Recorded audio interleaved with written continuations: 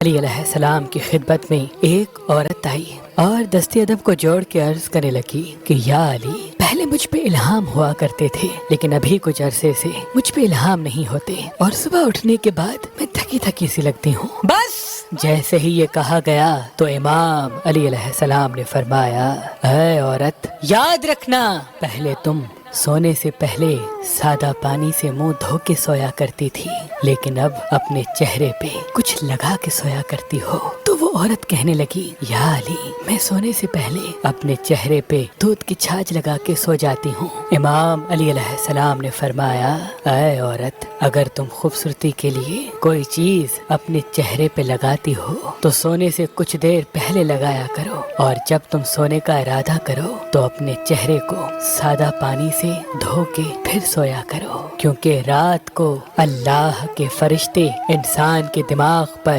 اللہ کا پیغام نازل کرتے ہیں اور نیک انسانوں کے گھروں میں گھومتے رہتے ہیں، لیکن جو انسان رات کو چہرہ نہیں دھوتے یا ان کے چہرے پہ میل یا کوئی چپچپی چیز لگی رہتی ہے تو شیطانی جن اس انسان کے چہرے کو چاٹتے رہتے ہیں، اور اللہ کے وہ فرشتے جو اللہ کی طرف سے الہام لے کے اس بندے پر نازل ہونے ہوتے ہیں وہ دور دور رہتے ہیں۔ یاد رکھنا، رات کو سوتے وقت اپنا چہرہ صاف پانی سے دھو کے پرسکون ہو کے سویا کرو، اس سے پوری رات اللہ کا نور تمہارے چہرے پہ برستا رہے گا اور یوں تم پرسکون نیند بھی پاؤ گی اور الہام بھی تم پہ نازل ہوں گے، اور صبح اٹھنے کے بعد تمہارا جسم بھی تھکا ہوا نہیں رہے گا۔